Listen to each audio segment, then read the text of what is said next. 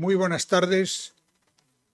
Sean bienvenidos al Aula de Cultura del Diario Montañés y al Ateneo Santanderino.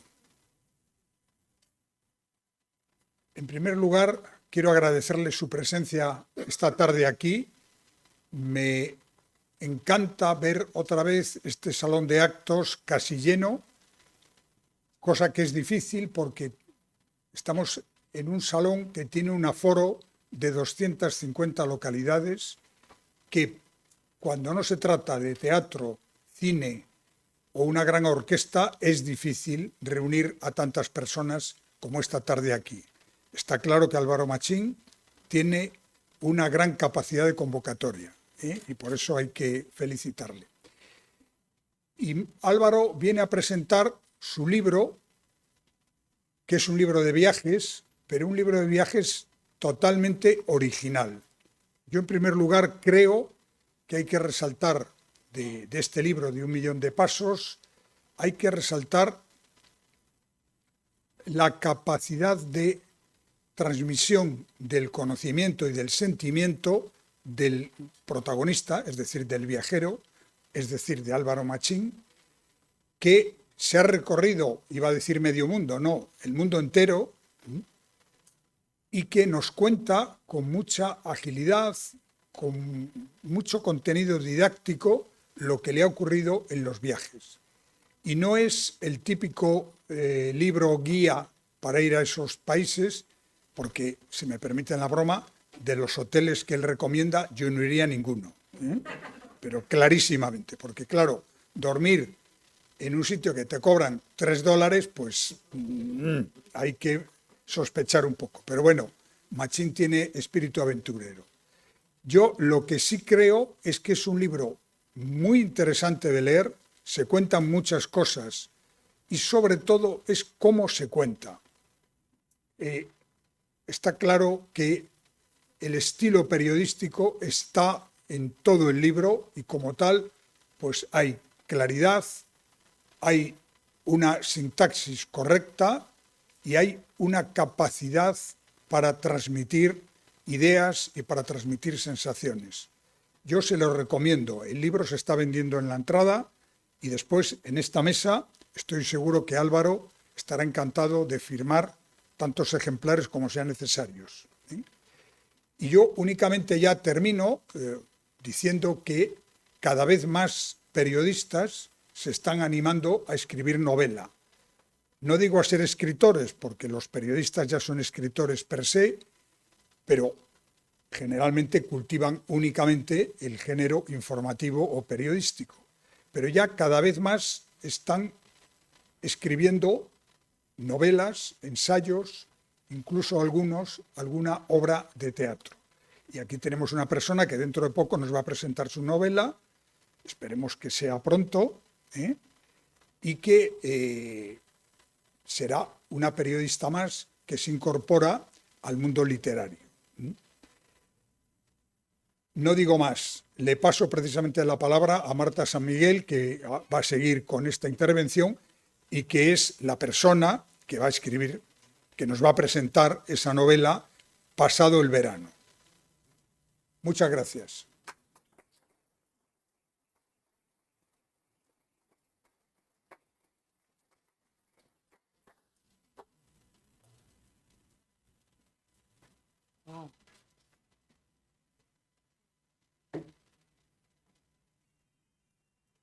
Tenemos un móvil por aquí. No será una invitación a que me ponga a bailar, ¿no? El surfing. Porque ya bastante me ha hecho Álvaro poniéndome esto. Pocas veces me verán a mí hablando en público porque tiendo a evitarlo. Así que imagínense el carácter que tiene Álvaro para que esté yo aquí. Ya le conocen y no hace falta que les diga que el tío no para hasta que lo consigue, ¿no? A mí solo me lo ha tenido que pedir una vez, o de hecho creo que ni llegaste a hacerlo porque antes de nada te dije por supuesto. Con lo cual voy a empezar la presentación oficial. Gracias al Ateneo de Santander por abrirnos una tarde más las puertas y gracias al Aula de Cultura del Diario Montañés, que es un gusto jugar en casa. Y bueno, yo soy doña Papelitos porque me gusta agarrarme al papel. Debe de ser que me he criado al lado de una rotativa. Voy a hacer una cosa sin que nadie se entere. Ahí estoy. Con permiso.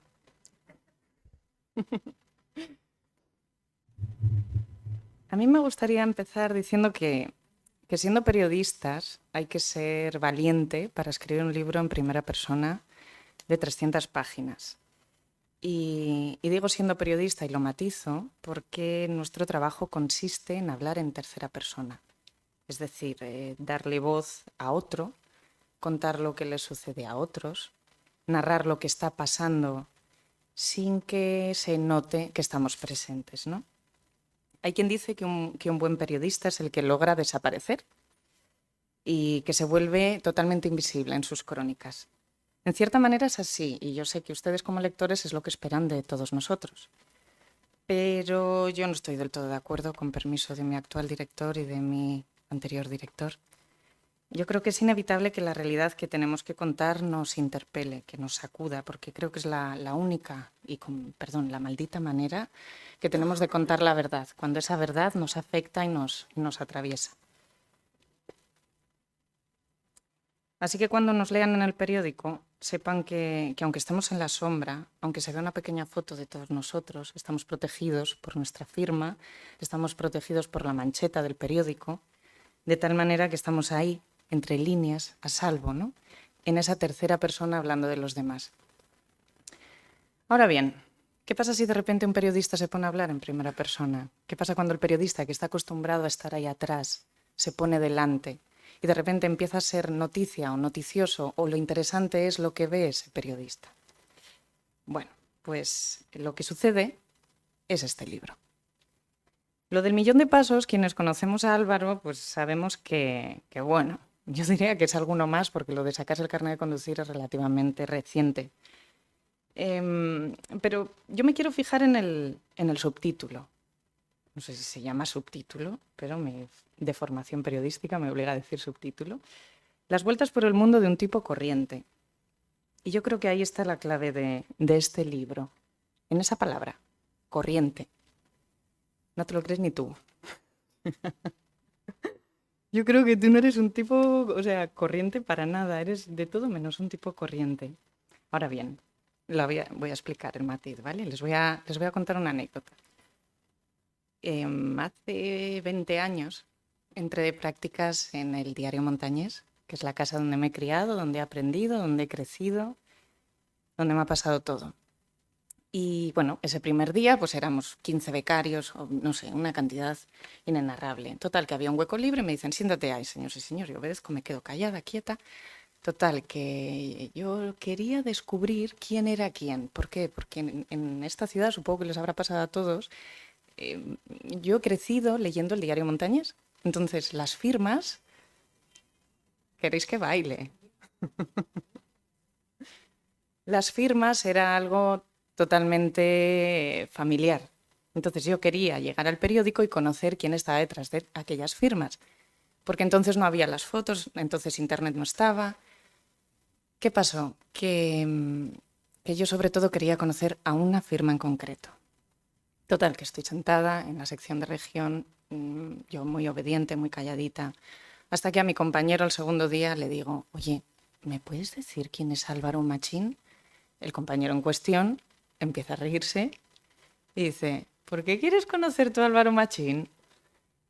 Y yo, callada, me pongo roja como un tomate, porque yo no le quería decir la verdad de por qué quería conocer a Álvaro Machín. Entonces, al cabo de un rato, pues ya le acabo confesando. Y yo, mira, es que es un señor que escribe de hípica, entonces yo tengo crónicas en casa en las que ha escrito de mí y bueno, quiero conocerle. Porque claro, con esa edad, si alguien escribe de ti en el Diario Montañés y sale tu nombre en un titular, poco más o menos que yo me imaginaba que era el mismísimo redactor jefe de deportes el que estaba escribiendo de mí, obviamente. Y mi compañero en cuestión, que muchos de aquí le conocéis, es José Ahumada, fue mi padrino cuando llegué al diario, dice, no te preocupes que ahora en cuanto pase por aquí ya le digo yo a ese señor que le quieres conocer. Total, que al cabo de unos días, no sé si estaría de vacaciones o qué, oigo, Machín, que aquí hay una chica que quiere conocerte. Y claro, pitorreo en la redacción y de repente me dice Ahumada, ese es Álvaro Machín. Y yo me quedé así, yo, ¿ese? Porque no era un señor. Bueno, no sé si era un señor o no era un señor. Esto... en ese momento pasaron dos cosas. Una, que gané un compañero de profesión que me enseñó la tira todo ese verano, porque yo estaba en región, era muy tímida, muy vergonzosa, y he de decirles que acabé escribiendo en todas las secciones del periódico y en buena parte gracias a Álvaro. Y en segundo lugar, gané un amigo al que hoy, 20 años después, espero devolverle el favor con el prólogo que he escrito, aquellas crónicas de hípica tan bonitas que escribiste sobre mí. Así que antes de mojar pestaña, que me las he puesto muy bonitas para una vez que salgo, te deseo mucha suerte y que sigas viajando y haciéndonos viajar a todos. Y que lean el libro, que es fantástico, como él. Así que nada, yo ya me voy de mi atril o de esto que me haya inventado encima del escenario. Álvaro ha preparado un vídeo y después del vídeo pues ya subirá él y le tocará hacer lo que buenamente haya preparado para nosotros, que tiene bastantes sorpresas. Y nada, muchísimas gracias.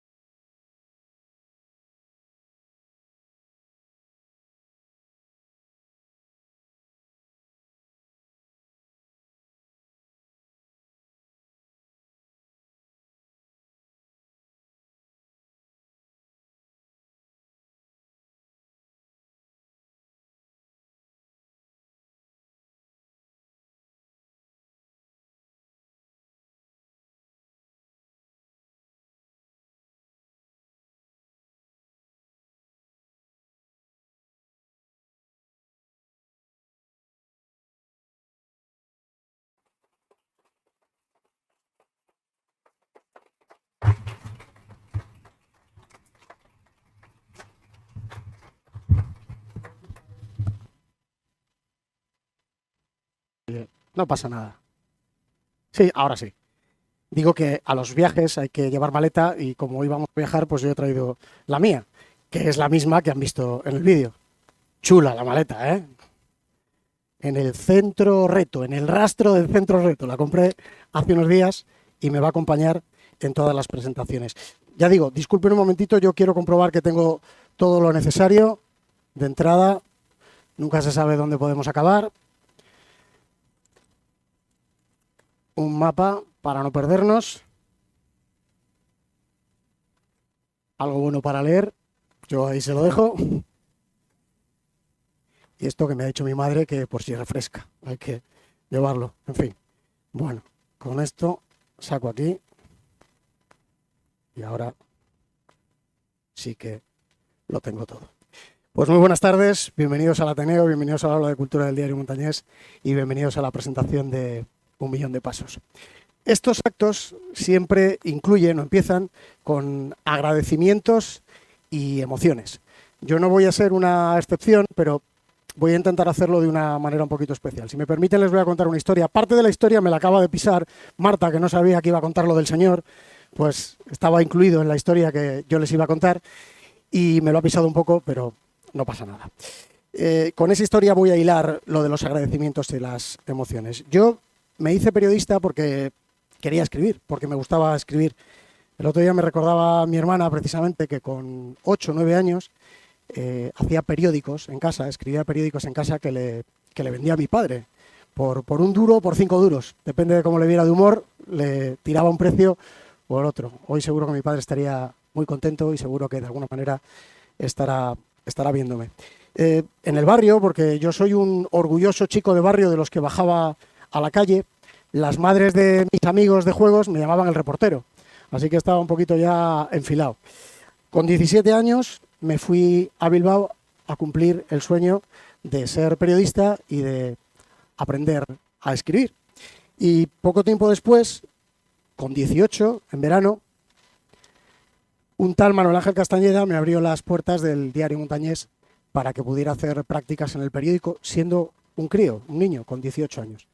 Éramos muchísimos, algo ha dicho Marta, fue unos pocos años antes de que ella llegara, y recuerdo que nos teníamos prácticamente que pegar por el ordenador libre. Manuel Ángel se acordará, ahora hay convenios, es menos gente, está organizado de otra manera, pero en aquel tiempo estabas como un pointer en la redacción, estabas así esperando a que quedara un ordenador libre para poder hacer lo que te habían encomendado.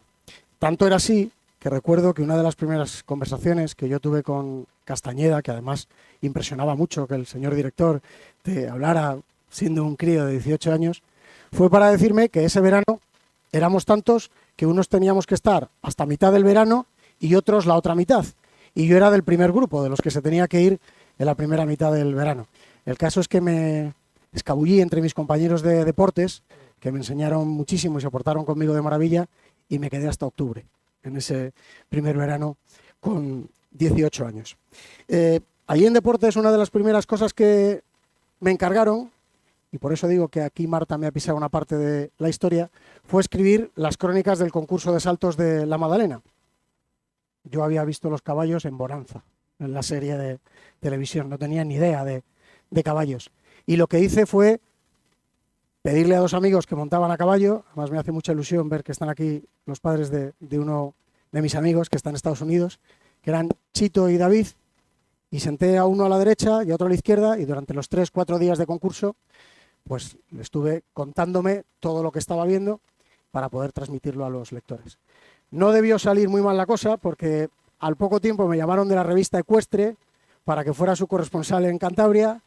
Luego fui el jefe de prensa del concurso de saltos de la Madalena, que allí estuve con la infanta Elena y con Cayetano Martínez Dirujo. Se lo contaba a mi madre y no se lo creía, mamá, que estaba con la infanta. Y las primeras crónicas que me pagaron en el Diario Montañés, y yo seguía sin haberme subido a un caballo, eran de hípica. Todavía estaba de prácticas, todavía estaba estudiando la carrera, que duraba 5 años. Así que a los pocos años, y yo estaba en eso, llegó por allí una tal Marta San Miguel, toda tímida, y no les voy a contar la anécdota del señor porque ya la ha contado ella. Pero imagínense la cara cuando vio a un imberbe, porque yo tenía 19-20 años, pensando que era un señor de 50 que escribía crónicas de caballos. En fin, luego vino el paso por diferentes secciones, también por la radio y la televisión, el hacerme primero colaborador y luego ya personal de plantilla en el periódico, y pude permitirme vivir la segunda de mis grandes pasiones. La primera era o es escribir, la segunda era viajar. A mí siempre me pareció muy interesante la gente que había viajado y me gustaba mucho escuchar sus historias. Me parecían muy interesantes las historias de viajes de esas personas que habían llegado a muchos lugares. Y por eso he estado también muchas veces en un sitio como este, en el Ateneo. A veces por trabajo y otras muchas por placer. Y siempre he pensado que este lugar tenía esa atmósfera, ese halo de los lugares interesantes, donde se respira cultura, donde vienen a hablar personas interesantes, donde vienen a hablar personas a las que merece la pena escuchar.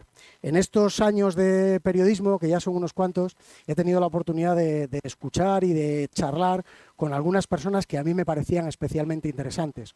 Y hay una a la que quiero nombrar porque de algún modo es un espejo en el que yo me he mirado para escribir estos libros, que es Javier Reverte, escritor de de viajes, posiblemente, si no el mejor, uno de los mejores escritores de viajes españoles, periodista y además escritor de viajes. Charlar con él, pues para mí fue una experiencia inolvidable. Y llego ya a hilar todo esto con los agradecimientos y con las emociones. Porque hoy me ha dado la bienvenida mi mentor y mi primer maestro y el que me abrió las puertas del diario Montañés, que es Manuel Ángel Castañeda, porque ha escrito un prólogo fantástico en el libro y me ha emocionado otra vez con sus palabras esa compañera que se puso toda roja cuando le dijeron que yo era ese señor, porque estoy aquí en el Ateneo y me parece increíble que haya venido tanta gente a verme en el sitio donde yo he venido a ver a gente que contaba historias interesantes, porque lo hago en el aula de cultura del diario Montañés casi 30 años después de esas primeras prácticas, con 18 años, y porque vengo a presentar un libro de viajes, o sea, escribir y viajar. Y encima esta semana, con toda la ilusión del mundo, y como un niño con zapatos nuevos, fui al Corte Inglés para ver dónde habían puesto el libro, a ver dónde lo tienen puesto. Y me fui muy emocionado porque en la misma estantería que estaban todos los libros, uno detrás de otro, de Javier Reverte, estaba el mío. Así que me van a permitir que le dé gracias al destino, a Dios, a la providencia, por este ciclo vital que me trae hoy hasta el Ateneo de Santander para presentar 1 millón de viajes.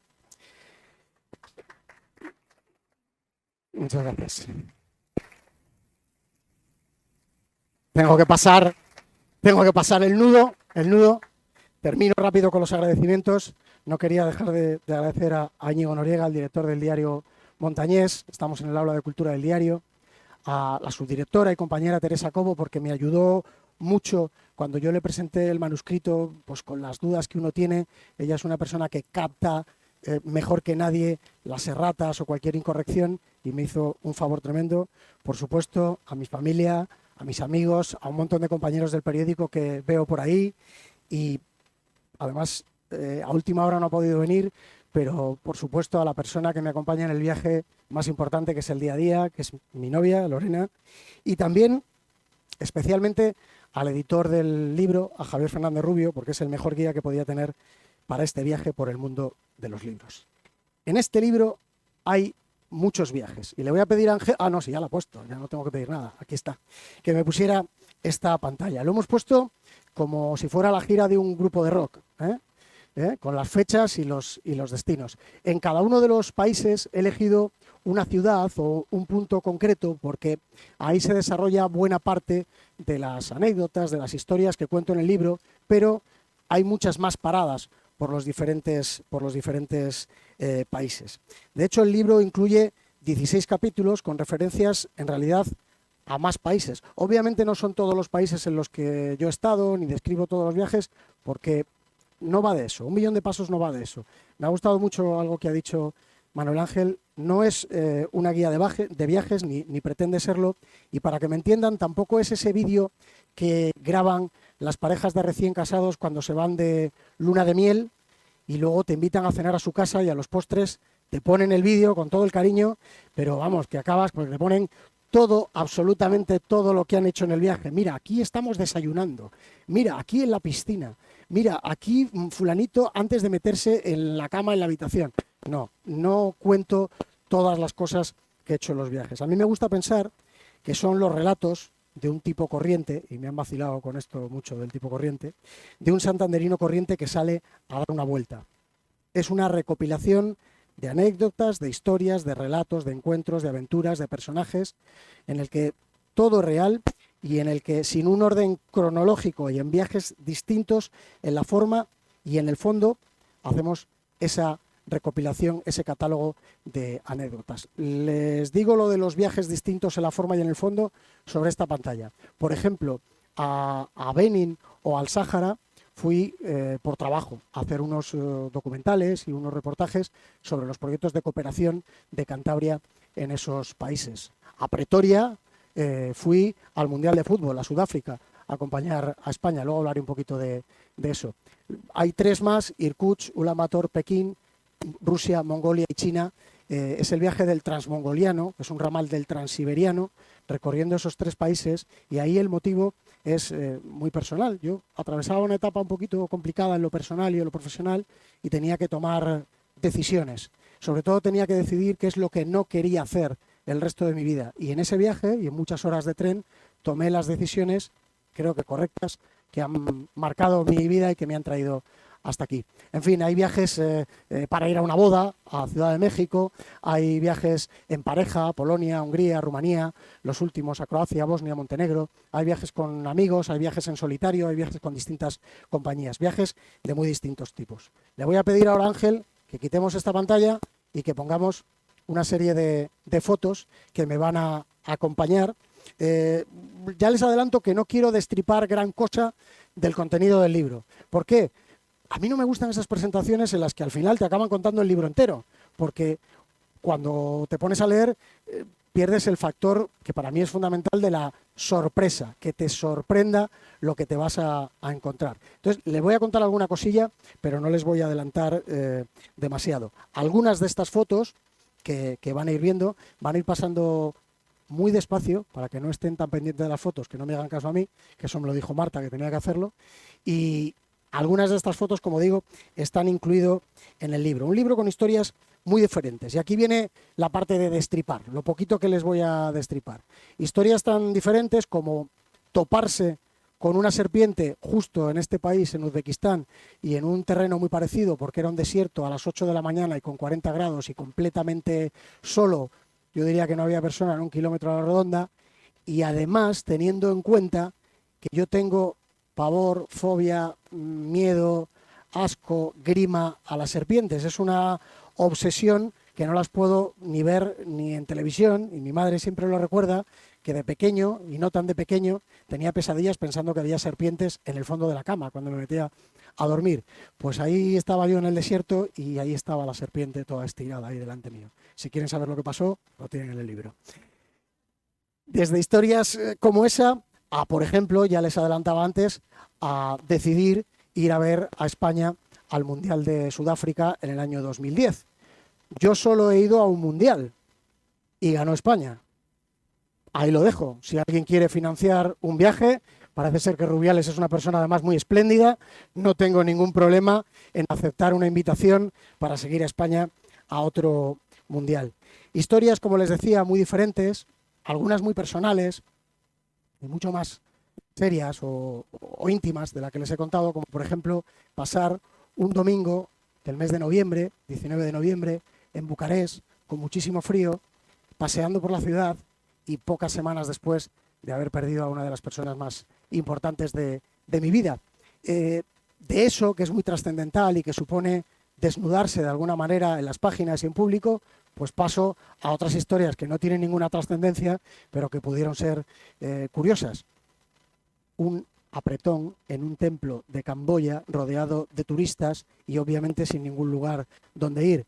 Les aseguro que es una historia que tuvo su complicación. En fin, quiero decir que hay historias profundas y otras más livianas. El orden, a la hora de leer el libro, se puede leer como cada uno quiera, no es lineal.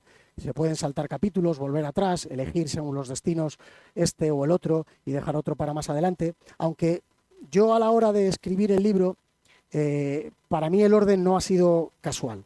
Trata de cumplir una de las grandes premisas que yo me planteo siempre al escribir. Aparte de una frase que tengo grabada a fuego, que es la de frases cortas y párrafos largos, que es una premisa personal, hay un componente que para mí es trascendental, que es el ritmo. Para mí los textos tienen que tener ritmo, los textos internamente y los libros en su conjunto. Yo hubo una época que daba clases a futuros periodistas, algunos de ellos son hoy mis compañeros y es algo que me enorgullece mucho en la Escuela Superior de Negocios, y yo les ponía siempre el mismo ejemplo. Los textos de cualquier tipo, una información, una crónica, un reportaje, arrancan y tiene que haber un hilo que se tensa y que llega hasta el final y que no puede romperse en ningún momento del texto. Ese hilo se consigue con el ritmo. Pasa también con las canciones. La canción te tiene que enganchar al final porque no pierda el ritmo. Incluso aunque haya cambios de tiempo y demás, no puede perder ese ritmo. Pues así he intentado que fuesen los capítulos internamente y en su conjunto a través del orden, porque así también me gustan los viajes, con ritmo. Pero no hay que confundir el ritmo con la prisa, con la urgencia, porque viajar sin prisa es además una de las sensaciones más maravillosas. Habrán oído eso de cuando vas a ir a una ciudad y te dicen, nada, eso en 2 días lo ves, ¿no? Seguro que lo han oído muchas veces. Y puede ser verdad, seguramente las cosas más interesantes que hay que ver se ven en 2 días, las más típicas, las más habituales. Pero si uno dispone de tiempo, que no siempre se dispone de tiempo cuando se viaja, yo tengo constatado que normalmente en esas ciudades el mejor día es el tercero. El día en el que uno elige un buen sitio para desayunar tranquilamente, en el que uno se da un paseo por una calle en la que aparentemente no hay nada que ver, o el día que uno entra a un mercado y así descubre buena parte de la forma de vida de las ciudades. Los mercados son posiblemente uno de los lugares en los que mejor se puede descubrir cómo es la vida de una ciudad. Sin prisa, pero con ritmo. Bueno, no quiero venderles tópicos, vale, sin prisa, pero con ritmo, suena así como muy interesante. Igual que el tópico ese de yo no soy turista, yo soy un viajero. Bueno, pues yo creo que, si esto lo permite, ¿me paro? ¿Ahí? Ahí. No. Bueno, no quiero venderles el tópico, si no cambiamos al de mano. Bueno, parece que aguanta. De momento, a ver, no me muevo mucho. Así, quieto. Les decía que yo seguramente soy un turista más, con mucha curiosidad, con mucha insistencia y, sobre todo, con muchas ganas de contarlo. Pero, sobre todo, un enamorado del viaje, del hecho mismo de viajar, del hecho mismo de ir, que es lo que a mí me gusta. No me queda mucho, que veo que alguno está haciendo un poquito así, no me queda mucho. Y luego vamos a las preguntas, que seguro que alguno tiene alguna curiosidad. Les decía que en este libro hay muchos viajes y yo tengo aquí apuntado parte 3, el viaje en el papel, revivir cada paso. Porque he disfrutado mucho, además de viajando, escribiendo este libro. Ha sido como el regustillo que te queda al salir de un restaurante que te gusta y que paladeas durante mucho tiempo. Miren, yo, sobre todo en esos viajes que iba solo, aquí por ejemplo a Sri Lanka, iba con un billete de ida, un billete de vuelta y sin nada más por el medio. No tenía ninguna reserva de ningún tipo. Iba, además en este viaje en concreto, improvisé mucho sobre la marcha y cambié los planes que tenía, me aturullé y decidí meterme en un autobús 15 horas e irme al otro extremo del país a buscar algo distinto a lo que estaba encontrando hasta ese instante. Pues bien, en esos viajes yo siempre llevaba un cuaderno de tapas duras, un cuaderno especial elegido específicamente para ese viaje, o que yo había comprado, que me habían regalado, y en el que solo escribía de ese viaje. Dedicaba muchas horas a escribir durante las diferentes jornadas del recorrido. Al repasar las notas de esos cuadernos, para escribir el libro ha sido realmente como volver a viajar, y ha sido algo maravilloso. Incluso no se lo van a creer, pero los cuadernos olían a algunas de las situaciones que había vivido en esos países. Parece increíble, pero me captaba otra vez la esencia, el olor del pato a la pequinesa de Pekín, o de los templos en Sri Lanka. Esta es otra imagen de Sri Lanka, lo alto de Sigiriya, de una montaña espectacular. Luego lo buscan si quieren en el Google, Sigiriya, porque es un sitio increíble.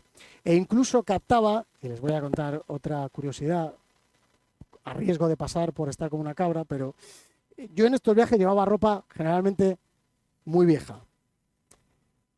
Eran sitios en los que casi siempre hacía mucho calor y yo llevaba esa ropa vieja por 2 motivos.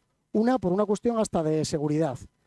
Yo no daba la nota, no llamaba la atención, no llevaba cosas que pudieran ser interesantes para alguien que estuviera buscando otra cosa que no fuera conversación. Y en segundo lugar, también tenía un sentido práctico. A medida que iba avanzando el viaje, yo estaba más cansado. Para arrastrar la maleta iba pisando menos porque yo iba tirando ropa por el camino. Y como soy un poco cosista, como decía Pablo Neruda, cojo mucho cariño a los objetos y también a la ropa. Entonces, en todos los hoteles organizaba como una especie de ceremonia de despedida para unos pantalones o para una camiseta, para unos calzoncillos o incluso para algunas zapatillas. En algún hotel, cuando estaba saliendo puerta a puerta, me llamaban la atención: oiga, que se ha dejado unos pantalones. No, que se tienen que quedar ahí. Pues en los cuadernos captaba el olor, que no era el más agradable, de esa ropa que había ido dejando por el camino. Escribir fue volver a viajar. Busqué las calles esta es Ludmila. Tiene cara de rusa, ¿eh? Pues sí, rusa, en el Transiberiano. La encargada del vagón en el que viajé en el Transiberiano, que está en la contraportada del libro.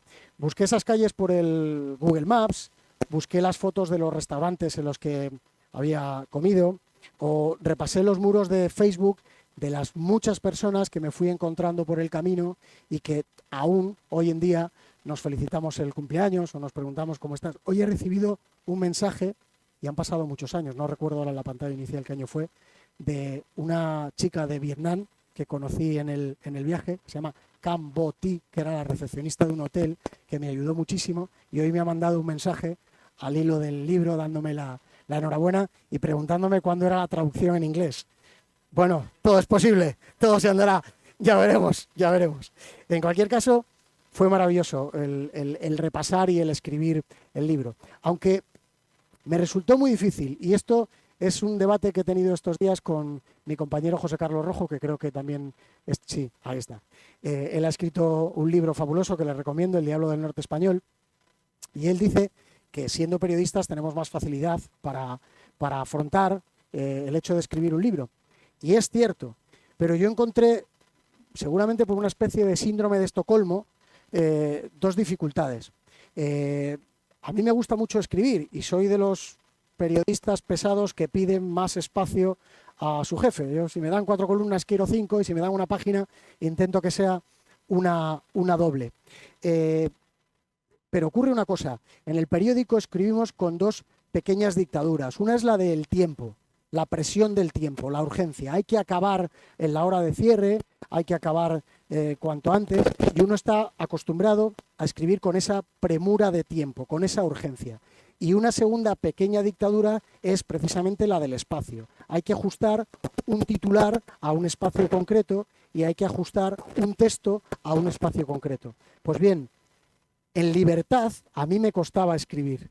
En casa, cuando me ponía, me faltaba algo y hasta me volvía un poquito perezoso.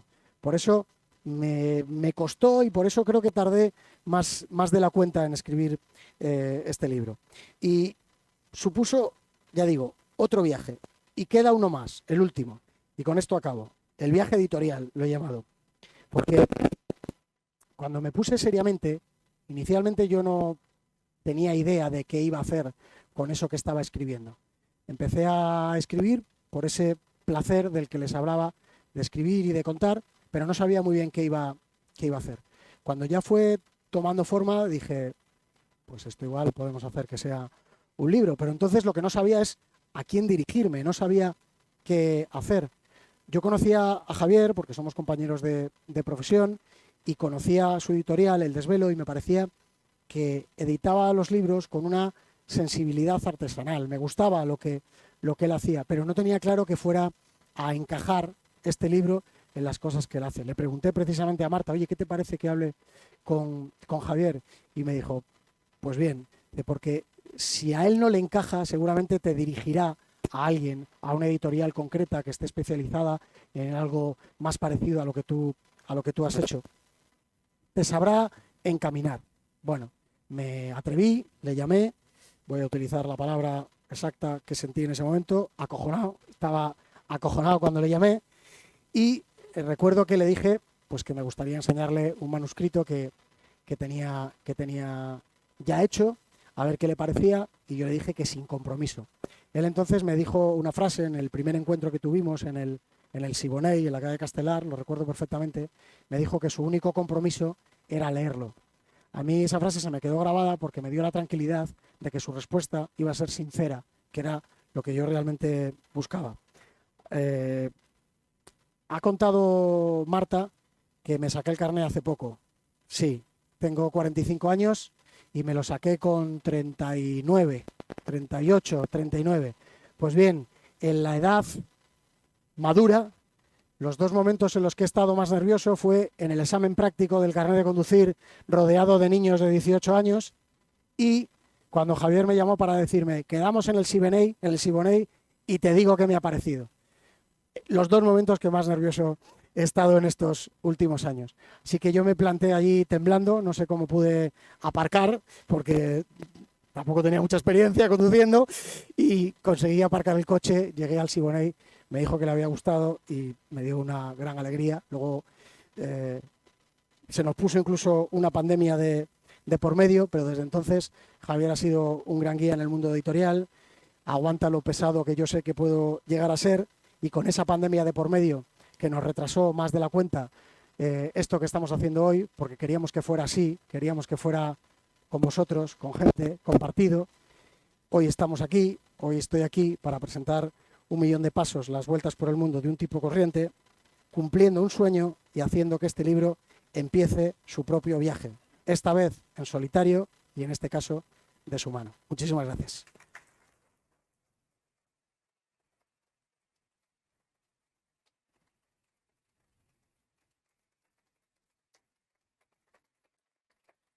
Bueno, yo tenía previsto, me habían dicho 8:15 para dar las preguntas. 8:16, que tengo el móvil aquí para chivarme, ¿eh? O sea que bien, yo creo que vamos bien. Ahora quedan dos cosas y dependen las dos de vosotros, os voy a tutear. La primera es responder a las preguntas que queráis, que será un placer y además me hace mucha ilusión responder a cualquier duda que pueda haber. Y la segunda, que también depende de vosotros, es comprar el libro, que está ahí fuera.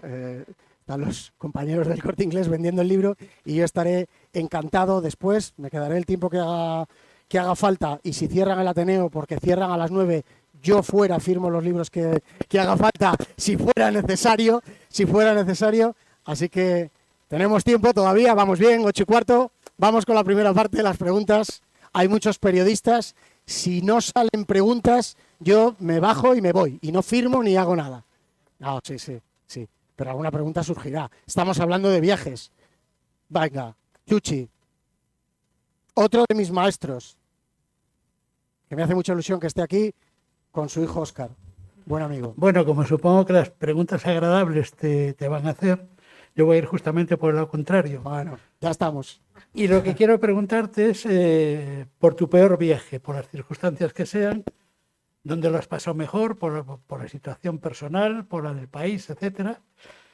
Y una segunda pregunta es que tú eres todavía un hombre joven. No tanto. Y quiero suponer que este no es el libro de viajes, sino solamente un libro de viajes. Bueno, el peor viaje. Es difícil porque a veces lo hablo con gente. Lorena, mi mujer, me dice que yo me entusiasmo mucho con las cosas y con los viajes. Cada vez que vamos a un sitio, con cualquier cosa me entusiasmo. Entonces, no puedo decir un sitio que no me haya gustado. Es verdad que en los viajes no puedo decir un sitio del que yo haya vuelto sin algo que me haya parecido interesante. Obviamente hay sitios que me han gustado más que otros, pero decir un sitio que no me haya gustado me costaría. Luego están las circunstancias personales. Ese viaje del que hablaba a Rumanía fue muy especial para mí, a Bucarest. Fue para estar unos días con mi sobrino. Fue muy bonito porque mi sobrino estaba de Erasmus allí, era un niño y era la primera vez que pasábamos unos días juntos y además compartiendo esa experiencia reciente de yo haber perdido a mi hermano y él haber perdido a su tío. Fue un mutuo apoyo de los dos, lo pasamos muy bien y nos conocimos mucho mejor, que creo que fue muy importante para él y para mí.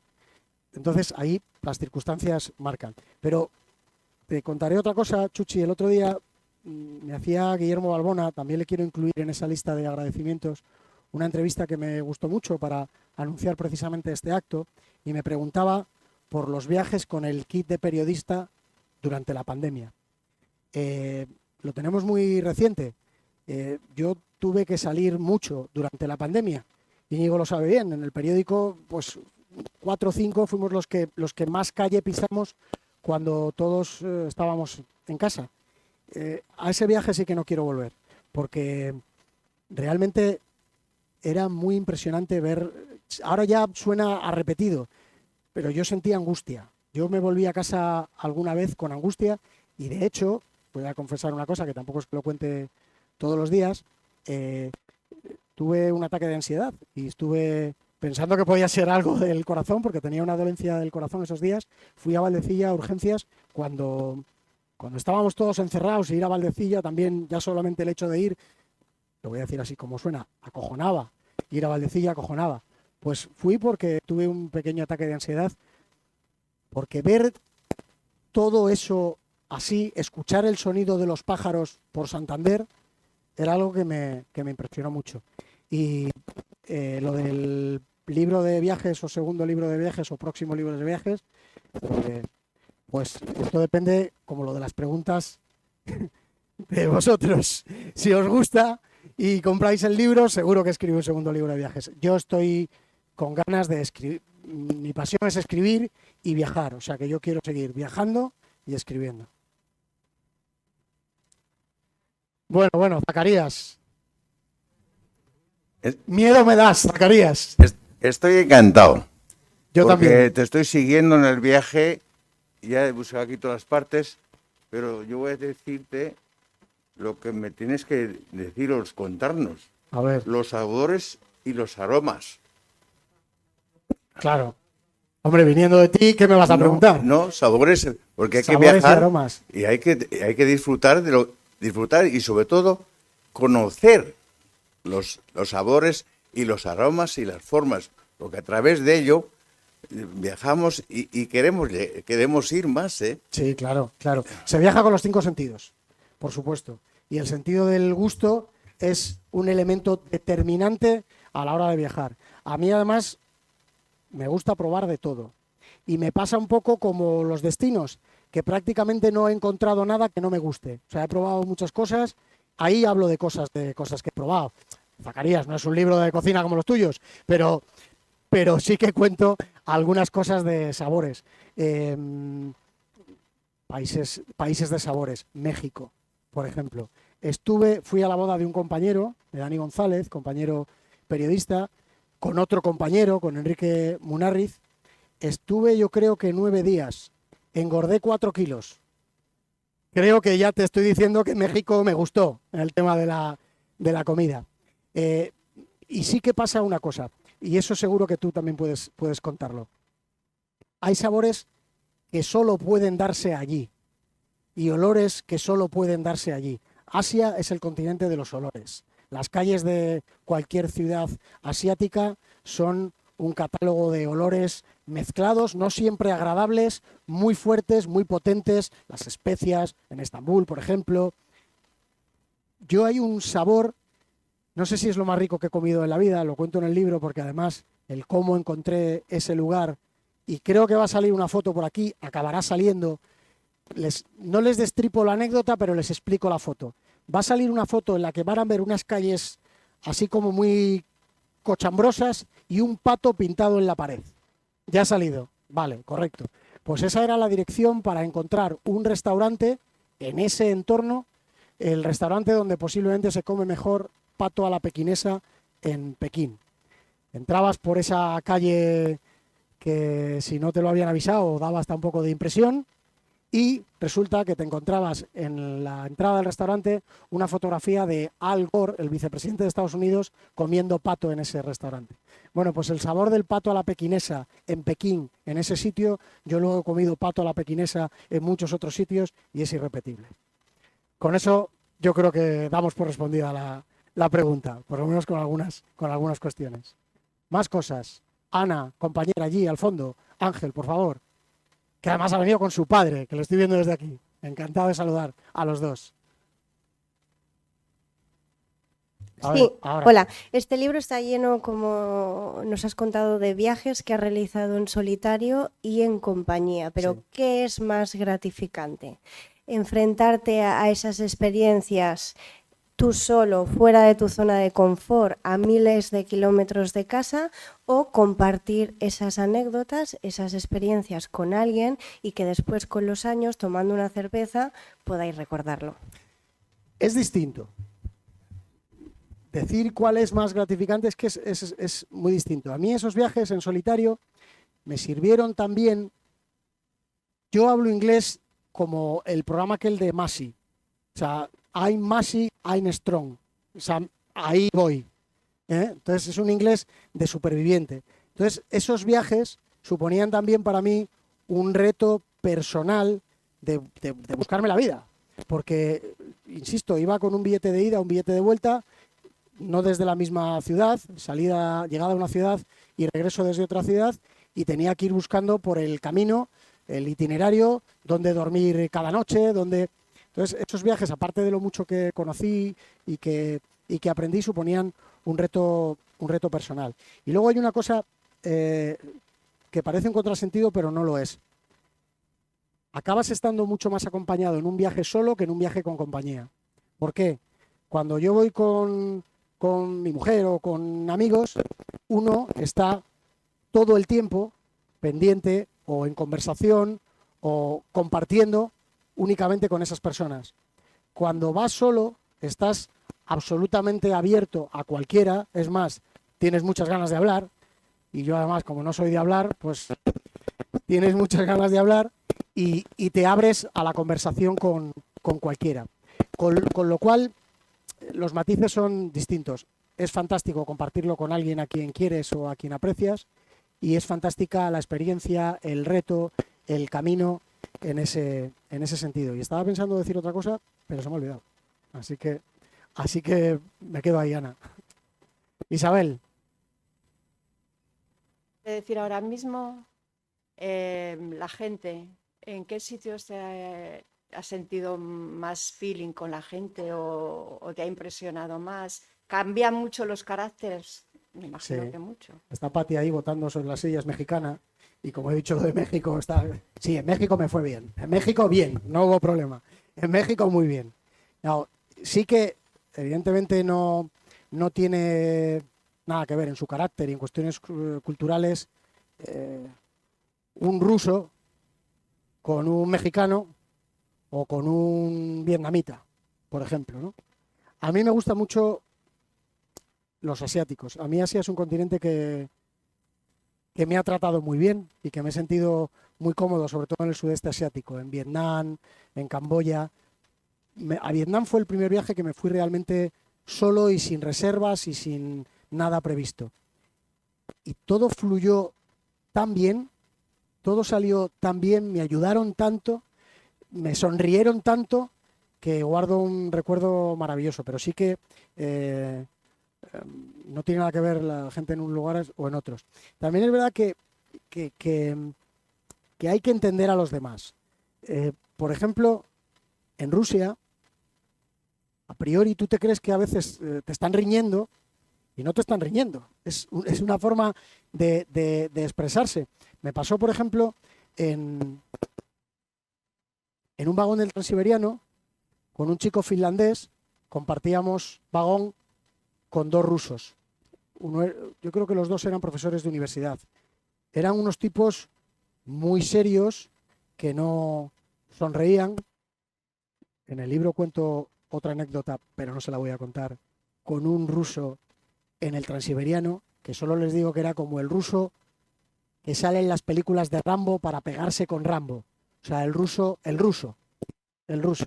Pues ese durmió conmigo en el vagón del Transiberiano. Bueno, pues estos otros empezaron a sacar comida, por ejemplo, y daban por hecho que nos invitaban a comer, ¿no? Con ellos, comida, bebida, bebida y bebida y bebida y luego bebida también. Todo lo necesario. Sin embargo, el chico finlandés y yo, en una parada del tren, fuimos vamos a comprar algo para regalarles. Y yo no te diría que no les pareció bien, pero casi. Entonces, no es una simpatía sonriente, pero fue gente que a mí me ayudó mucho. Tampoco la voy a contar, pero cuando me subí al Transiberiano hubo un tipo que hizo algo que yo creo que aquí en España pocas personas harían. Y era un ruso, no un español, que somos así como muy echados para adelante. O sea que hay que entender a todo el mundo en su cultura, pero bueno, también en este sentido tampoco quiero decir que todo el mundo es bueno, ¿eh? Eso es un tópico y no es verdad. El mundo, lo dice muchas veces Pérez Reverte, es un lugar a veces hostil. El mundo es un lugar, yo lo digo al final del libro, el mundo es un lugar hostil y maravilloso, las dos cosas. Y bueno, pues hay que viajar. Yo intento hacer en la maleta, no es esta, pero bueno, da el pego, esta me va a acompañar en las presentaciones. Intento guardar un hueco importante para el sentido común, para saber dónde me meto o qué hago o sobre todo qué no hago. Y con eso, a día de hoy, no he tenido problemas serios nunca. Pequeños percances, sí, problemas serios nunca. ¿Alguna pregunta más? Me ha alegrado mucho de descubrir esta faceta tuya viajera. Mi pregunta es muy sencilla. ¿Alguna de las zonas que has recorrido te ha recordado Cantabria? Sí, hombre, eso siempre pasa, porque además tendemos a asociar. Pero a veces de forma sorprendente, ¿no? Porque uno podría pensar, bueno, pues ¿a qué te recuerda Cantabria? Pues, no sé, Irlanda puede ser parecido, Escocia, ¿no? Por esos paisajes verdes, hombre, aquí tenemos más montaña que en Escocia, de más altura, allí son más laderas, aquí tenemos montañas de otro tipo, sí que hay paisajes parecidos a Cantabria, pero a veces uno encuentra cosas que le recuerdan a Cantabria en los lugares más inhóspitos. Yo estaba paseando por Irkutsk, una ciudad cerca del lago Baikal, en Siberia, y el ambiente en las calles me pareció muy parecido al de Santander. Y es curioso, ¿no? Igual era ese momento, igual alguien va a Irkutsk y dice, esto es Santander, en fin, no se parece en nada. Bueno, en fin, todos tendemos a mirar con un prisma obviamente marcado por nuestro contexto.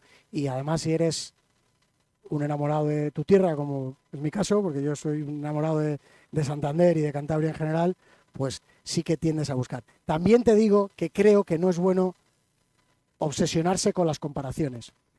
Esto es muy de los españoles, sobre todo para mal, que comparan siempre para mal, que comen cualquier cosa, estos no tienen ni idea. En España lo preparamos de... Eso no es bueno, y sobre todo con la comida, Hay que ir con la mente un poquito abierta y la verdad es que viajar es una buena medicina para eso, para las mentes abiertas en general. ¿Alguna pregunta más por ahí? Laura. Ah, no, que el micro primero está ahí atrás, luego a usted, claro que sí. A raíz de lo que ha dicho Ana, en los diferentes tipos de viajes no es lo mismo viajar solo que acompañado. Sí. Cuando viajas solo, viajas contigo mismo. Sí. Y hablas en el libro de que también hay que saber llevarse con uno mismo, son muchas horas para pensar, muchas horas para intentar entenderte, buscar respuestas. Quería preguntarte qué le aconsejarías a una persona que no ha viajado nunca sola y que se lanza ahora, quiere lanzarse a esa aventura, cómo afrontar un viaje en el que, bueno, pues vas a tener tiempo de hablar contigo mismo. Sí. Conocerse a veces es peligroso, porque no todos estamos preparados para soportar nuestra propia compañía si es durante mucho tiempo. Entonces, el viaje es primero un buen examen para saber si tú eres una buena compañía para ti mismo y segundo, una buena manera de empezar a aceptarse mejor, porque te permite conocer todas tus miserias. Y todos tenemos miserias. Todos tenemos nuestras pequeñas mierdas dentro. Y viajando solo es verdad que descubres muchos de tus defectos y el consejo es precisamente, o uno creo que importante para eso, perdonarse un poquito. Es decir, darse un poquito de cancha. yo hablo a veces de pequeños temores en los viajes, en el libro. Sobre todo al principio de los viajes vas con muchas dudas. ¿Llevaré bien esto? ¿No perderé el tren? A ver si el autobús que voy a coger del aeropuerto al hotel no me confundo. Si cojo un taxi, a ver si no me tima. Vas con esos temores. Es verdad que a lo largo del viaje esos temores normalmente no, siempre, se van disipando. Pero creo que es muy importante para viajar solo no martirizarse si algo no sale bien del todo. A veces pequeños disgustos que en el fondo no son tan importantes te pueden arruinar un viaje. Y es bueno no darle demasiada importancia a esas cosas. Si quieres le cojo ahora o... Ahora. Bueno, ahí. Ángel, estás ahí al quite, te veo. No darle demasiada importancia a algunas de esas cuestiones. A que el taxista de turno te pueda timar. Y no quiero hablar mal de los taxistas, que tengo muy buenos amigos taxistas, pero puede ocurrir. A que en la estación... claro, nosotros pensamos en una estación y piensas en la estación de Santander y ves ahí los paneles, todo claro. Bueno, ahora en los trenes no es que anden especialmente bollantes aquí en Cantabria, sobre todo los cercanías, pero imaginarse una estación de una ciudad perdida de Camboya, pues no tiene nada que ver y muchas veces no es tan fácil. Yo recuerdo una estación de autobuses en la que era un descampado de tierra, de socavones y de barro, porque estaba lloviendo además muchísimo, en Sri Lanka, y en el que los avisos eran unos niños gritando en la puerta de los autobuses el destino. Y tú no entendías absolutamente nada. Había 45 autobuses y tú no sabías qué autobús tenías que coger. Pues si eso falla, no te culpes demasiado, ¿no? Eso es importante para que no te arruine el resto del viaje, porque te puedes poner un nivel de exigencia demasiado alto y angustiarte, por ejemplo. Estaba esta señora por aquí que quería preguntar. Vamos bien, son las 8:37. Hola, buenas Depende tardes. de los libros que habéis comprado, ahí andaremos. Habrá tiempo. Mira, quería preguntarte que nos has explicado que tú cuando haces un viaje lo que tienes claro es el avión que te lleva y el avión que te vuelve, ¿no? En algunos viajes, otros Exacto. ha sido Bueno, mucho más organizado, ¿eh? Eso, allí iba yo. Voy Que cómo donde mis amigos planificabas- de la agencia de viajes de Santander, que me lo Exacto. organizan de maravilla. Exacto. Y Que cómo programabas tú los viajes y si alguno había sido totalmente sin No. saber nada. Y después, otra cosa que quería decirte, que estoy totalmente de acuerdo, que el viajar solo me enriquece muchísimo. Sí. Yo intento improvisar a veces, en ocasiones, pero lo hago desde la información. Me explico. No voy con la mente en blanco y con la cuenta de conocimiento a cero. De hecho, en eso que hablaba también del sentido común, de no tener problemas o intentar evitarlos, por ejemplo, en esos viajes solo, antes de ir siempre entraba en la página web del Ministerio de Asuntos Exteriores, consultaba las fichas de los países que son muy útiles y en esas fichas te decían si, por ejemplo, en una esquinita de Sri Lanka había una zona que había habido recientemente una epidemia o si en una... voy a volver a hablar de Sri Lanka porque hubo una guerra civil no hace muchos años, ahora mismo es un país que no es en absoluto peligroso, pero quedan algunas zonas en las que no hay mucho turismo porque son reductos de la antigua guerrilla. No pasa nada, pero ¿por qué voy a ir ahí con el maravilloso resto del país que hay, ¿no? Entonces, la improvisación sí, pero estando informado previamente. Y yo sí que trato de planificar, o sea, en general sí que llevo planificado más o menos lo que voy a hacer. Lo que ocurre es que dentro de esa planificación me dejo días libres, o me dejaba días libres en esos viajes que iba solo, y tampoco tengo mucha dificultad en cambiar medianamente los planes, como por ejemplo contaba en Sri Lanka. Esa es la estación de tren de Saigón, que es una estación diseñada por Eiffel, el de la Torre Eiffel. Y esa es una chica muy simpática que estaba allí con el traje típico del país. Y ese señor que está ahí, pues no hace falta que diga quién es, porque es Vietnam. Ho Chi Minh. Había Zacarías y Juan Carlos y Íñigo. A ver, venga, vamos en orden. 3 rápidas, porque claro, habrá que firmar muchos libros y... Álvaro, ¿cómo es la vuelta? ¿Cómo es el postviaje? ¿Qué te ha cambiado en un viaje y cómo vuelves a la rutina? Volver forma parte del viaje. Guillermo escogió eso como titular para la entrevista del otro día. Volver forma parte del viaje y hay que saber volver. La vuelta depende también del tiempo que has estado de estancia. A veces es más deseada, a veces sí que llevas un tiempo, has estado fantástico, pero estás deseando volver. Otras veces te da pena volver y te gustaría quedarte, pero creo que la vuelta es importante. Además es que creo que uno aprecia más esos viajes cuando hay un lugar de referencia, cuando hay un lugar desde el que partes y al que vuelves, y cuando te sientes cómodo en ese lugar. O sea que yo creo que lo resumo con el titular de la entrevista del otro día. La vuelta forma parte del viaje, o al menos para mí. Hace poco he leído un libro de un compañero periodista, Baltasar Montaño, me lo recomendó Marta, y he hecho cierta amistad con el escritor a través de las redes sociales. Sí, nos hemos escrito bastante. Este hombre, con 30 años, diseñó un plan de vida para retirarse, entre comillas, a los 45. Trabajó en periódicos económicos, también creo que estuvo en El Mundo. Ahora le están haciendo muchas entrevistas. Su libro se llama Sin billete de vuelta. Y él a los 45 más o menos ha dejado todo y se ha dedicado a viajar.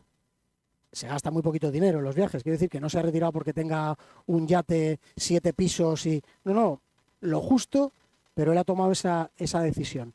Ahora ha estado en España por la pandemia y porque ha estado presentando el libro, pero él en realidad no regresa, no vuelve. Es otra forma de entender los viajes, pero en mi forma de entender los viajes hay un regreso y sobre todo si hay alguien que te está esperando. Le doy la razón a Lorena cuando dice que te apasionas y te ilusionas y te involucras mucho en las cosas. Por eso la pregunta es, ¿qué país, qué ciudad, qué zona en la que habías depositado todas tus ilusiones te decepcionó? Si es que hay alguna. Es que yo creo que no me he decepcionado. ¡Qué suerte! No, yo creo que no hay ningún viaje del que yo haya vuelto con sensación de decepción. Pero igual también se debe a eso, a que yo soy como el niño ese que le regalan el Scalestri y se queda con la caja. Pues, y se apasiona con la caja. Pues es que... En cualquier sitio encontraste sí, algo interesante. Sí. Y la segunda pregunta le paso a Zacarías. Sí. Conociendo tu interés y tu gusto por cantar... No voy a cantar nada. No, hoy no, por favor, no nos deleites, no. No procede, pero procede. En ninguno por de esos, ganas, pero no. Lo harías. En ninguno de esos países sí, sentiste necesidad de cantar. Sí, no, he cantado, sí, he cantado mucho. ¿En dónde? Aparte en la boda en México, pues eso ya lo sabemos. He cantado mucho. Pero en la calle. Mira, voy a contar una solo, pero he cantado en muchos sitios, ¿eh? Cuenta una y luego cuenta lo del ruso en el transiberiano. No nos dejes así. No, hombre, eso está en el libro. Mira, vamos a hacer una cosa. Leéis el libro y como tengo una presentación el día 18 de junio, sábado, en el Corte Inglés, que se lo podéis contar a todo el que no haya podido venir e incluso se puede repetir porque voy a hacer una cosa absolutamente distinta a la que he hecho hoy, ese día, si alguien me lo pregunta, lo cuento. ¿Vale? Bueno, cantar no. Digo, cuento lo lo cuentas, del ruso. no lo cantas, Cuento lo cuentas. Cuento lo del ruso. ¿Dónde y cantaste? En cuanto a lo de cantar, cuento una rápida. Voy a hacer como la de las chicas de oro. Sicilia, 1945. No. Fue en Santiago de Chile. Debían ser las 3 o las 4 de la mañana. Y apareció... Yo estaba en un bar con un amigo chileno que había hecho, un pintor, que me habían presentado allí mismo y que conectamos de maravilla y que me llevó por ciertos tugurios de Santiago de Chile. Y estábamos comiendo una empanada, que ahí se come mucho, realmente son empanadillas, se comen mucho en Argentina, en Chile, en Uruguay. Y entró un tipo con el pelo largo, con el aplique de la armónica, llevaba la armónica, llevaba la guitarra, llevaba la uña larga de tocar la guitarra, cazadora vaquera de esas desgastada. O sea, el típico que dices, músico. O sea, este es músico además, de los que elige lo que canta, de que no canta cualquier cosa, ¿no? Cantó una de Bob Dylan, cantó otra, bueno, en ese plan. Bueno, pues la tercera canción fue Un velero llamado Libertad de José Luis Perales. Tu favorito. Y ahí salí yo y salí a cantar Un velero llamado Libertad de José Luis Perales y además, hombre, que si les gustó, faltaría más. José Luis Perales, por favor, un maestro, una leyenda. El que hable mal de José Luis Perales no le firmo el libro.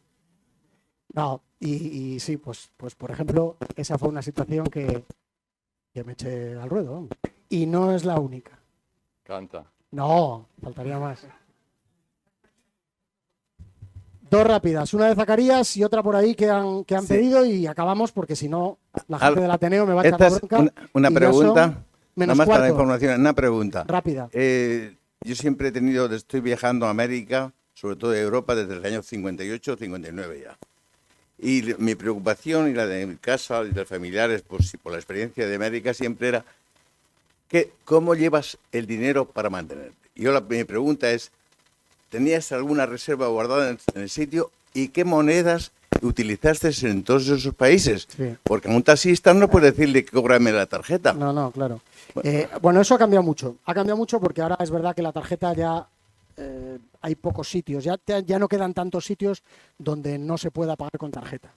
Entonces, yo en los últimos viajes ya no hago eso que era de buscar un buen cambio y dónde lo llevabas escondido, si llevabas dinero de casa o lo sacabas o lo conseguías. Bueno, en fin, esas variedades. Entonces, depende del país, obviamente, y depende de la moneda. Pero voy a contar una muy rápida, una anécdota. La moneda de Uzbekistán, que ahora no me acuerdo cómo se llama, vale muy poco. 1 euro es 200.000 de lo que sea la moneda, que no me acuerdo, algo así. Entonces, cuando tú vas a cambiar 50 euros, te dan un taco así de billetes. Lo tienes que llevar, el dinero que llevas en el día, lo tienes que llevar en una mochila. ¿No? En el bolsillito no te dan para un chicle, porque lo tienes que llevar así. Entonces, bueno, pues hay anécdotas y esas cosas son las que se cuentan en 1 millón de pasos. Anécdotas. Una última pregunta, la última, rápida, rapidísima. ¿Cuál es el país que más te ha marcado, el que más te ha hecho crecer como persona, el que más has aprendido? Te lo digo rápido. Me han gustado... No, Jesús, ya no hay tiempo. Me han gustado todos los países, pero lo decía antes, no es el que más me haya gustado, pero por eso de que todo salió tan bien y era el primero al que iba solo, sin reservas y sin nada, me voy a quedar con Vietnam, porque es un país fascinante. Y con esto, muchísimas gracias por venir. Me quedo el tiempo que haga falta a firmar libros. Espero que os guste y os espero el día 18 en el Corte Inglés. Gracias. Hay que venir por aquí y salir por aquí.